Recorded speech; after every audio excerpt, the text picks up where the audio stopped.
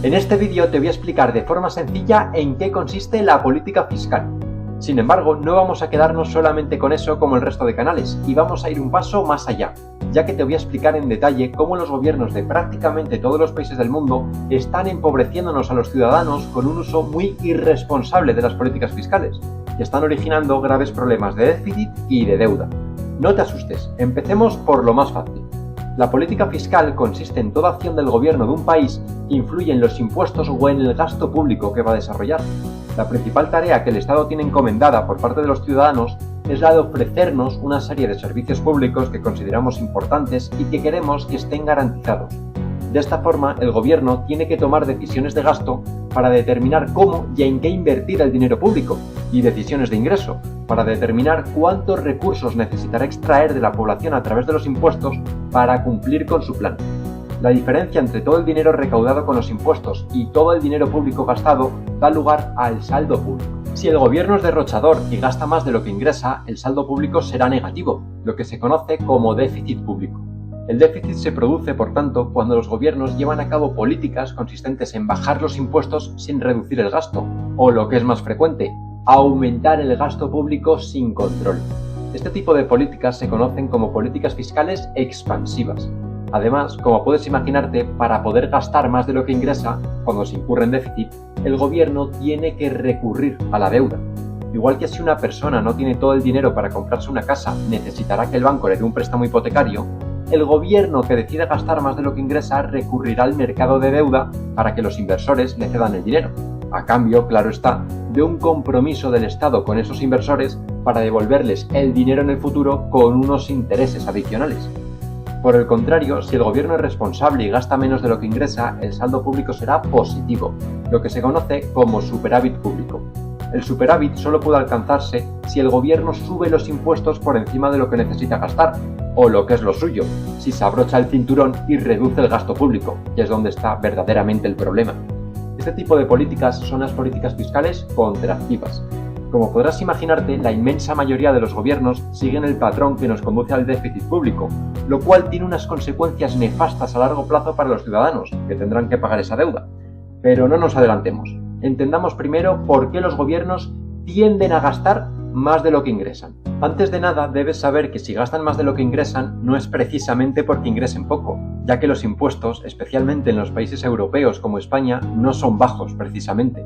Lo que sucede es que aun recaudando mucho dinero a través de los impuestos, y cada vez más, los gobiernos tienen unos incentivos muy fuertes en gastar mucho dinero público, lo que provoca que ese gasto sea aún mayor que lo ingresado, y por tanto originan el déficit. Dicho esto, veamos por qué el gobierno está tan incentivado a gastar. Como algunos os imaginaréis, casi todo tiene que ver con fines electorales. Las consecuencias de no ser responsable con las cuentas públicas y de gastar más de lo que ingresan no aparecen hasta pasados unos cuantos años, incluso décadas, pero sin embargo las elecciones son cada 4 años. Por un lado, muchos de estos incentivos tienen que ver con mantener a toda costa el teórico estado del bienestar, para algunos. Es evidente que todos los ciudadanos exigimos al menos unos servicios públicos básicos de calidad. Sin embargo, por cuestiones económicas o demográficas, muchas veces mantener algunos de estos servicios es totalmente insostenible. Un ejemplo muy evidente en la actualidad es el sistema público de pensiones. En países como España, el gasto en pensiones supone actualmente casi la mitad del gasto total. Esto se debe a que tenemos una población envejecida con un pequeño número de trabajadores que tienen que mantener a un gran número de pensionistas.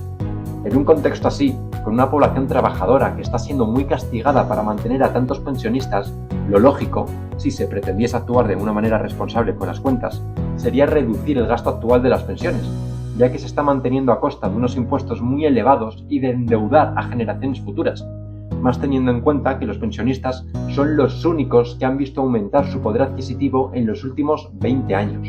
Sin embargo, recortar las pensiones sería una medida tremendamente impopular, ya que todos esos millones de pensionistas que viesen reducida su pensión castigarían a ese gobierno en las próximas elecciones y harían que perdiese el poder.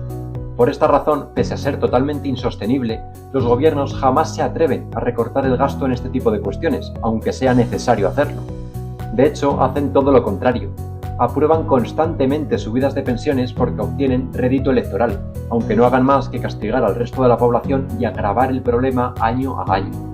La otra gran razón que tienen los gobiernos para incrementar el gasto público, y también por motivos electorales, se debe ya a temas estrictamente económicos. Como sabrás, la economía se comporta de manera cíclica. Hay etapas del ciclo donde se experimenta una expansión económica con crecimiento económico y hay etapas donde llegan las crisis o recesiones. Esto no necesariamente es malo.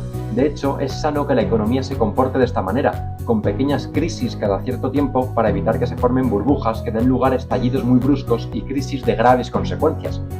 Sin embargo, como podrás imaginarte, al gobierno de turno no le beneficia absolutamente nada que durante su mandato se forme una crisis económica, por pequeña que sea, ya que indudablemente le perjudicará electoralmente. Por esta razón, ese gobierno hará todo lo posible para impedir que se forme una pequeña crisis temporal. Además de para atender servicios públicos, los gobiernos también pueden incurrir en el gasto público para reactivar la economía e impedir que caiga a través de las ya mencionadas políticas fiscales expansivas. Si lo estima oportuno, puede subvencionar a las empresas para impulsarlas o evitar que se resientan. Puede aumentar las ayudas a particulares para estimular el consumo o puede él mismo crear nuevas administraciones públicas que den lugar a nuevos puestos de trabajo. Este tipo de políticas, que en principio no parecen dañinas, tienen unos efectos a largo plazo catastróficos. Veámoslo de forma sencilla. Como hemos dicho anteriormente, para poder gastar más de lo que ingresan, los gobiernos tienen que recurrir a la deuda.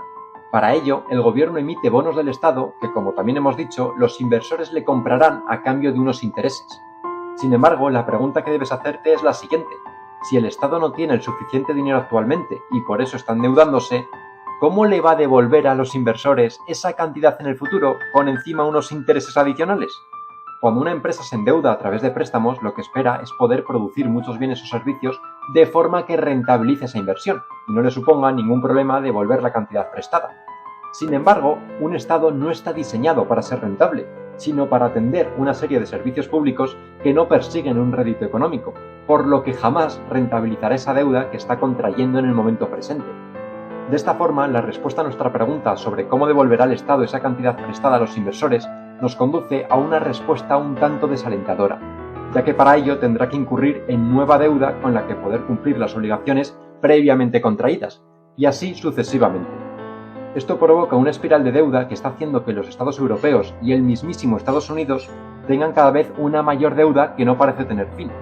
Recordad que ya hemos visto que los Estados tienen grandes incentivos a cada vez gastar más, lo que explica perfectamente esta espiral sin fin de deuda y de déficit en la que nos han metido nuestros gobiernos. Los efectos que esta situación provoca para los ciudadanos son catastróficos, ya que los gobernantes van pasando, pero esa factura queda encima de la mesa. La deuda y sus intereses la pagamos los ciudadanos de dos formas. De un lado, a través de los impuestos y de una creciente presión fiscal. El pago de los intereses de la deuda ya se ha convertido en una de las mayores partidas de gasto de varios países, como España, lo que es un dato que debería aterrar a cualquiera. Estamos hablando de que uno de los mayores destinos que tiene el dinero que pagamos a través de los impuestos va destinado al pago de unos intereses de una deuda que no tiene fin y que no para de aumentar año tras año. Concretamente, según los presupuestos aprobados en España en los últimos años, el pago de los intereses de la deuda pública se ha consagrado como la tercera mayor partida de gasto, con un importe total de más de 30.000 millones de euros cada año. Por contextualizar, el gasto en sanidad apenas llega a los 7.000 millones de euros, para todos aquellos que creen que la mayor parte de nuestros impuestos son por buenas causas. Por si este castigo impositivo fuese poco, el verdadero problema que genera la deuda pública es la inflación a largo plazo. Ya hemos visto que el gobierno se endeuda emitiendo bonos que los inversores le compran en el mercado de deuda, cediéndole ese dinero al gobierno a cambio de unos intereses. Sin embargo, lo que no hemos dicho es que la mayor parte de esos inversores que compran la deuda del Estado son los bancos centrales y el resto de bancos. Resumidamente, lo que hace el Banco Central es imprimir dinero, y con ese dinero creado de la nada, comprar los bonos del gobierno. De esta forma, ese dinero que el gobierno obtiene mediante la emisión de bonos y que empleará en introducir en la economía aumentando el gasto público, ha sido creada por arte de magia, lo que genera, como no puede ser de otra forma, un recalentamiento de la economía y una subida generalizada de los precios. Así que, llegados a este punto, espero que hayas podido entender lo que es la política fiscal y, sobre todo, que te des cuenta de que los gobiernos llevan décadas empobreciéndonos con un déficit y una deuda salvaje. Por mi parte, nada más que añadir. Si te ha servido, recuerda apoyar este proyecto y nos vemos en la siguiente.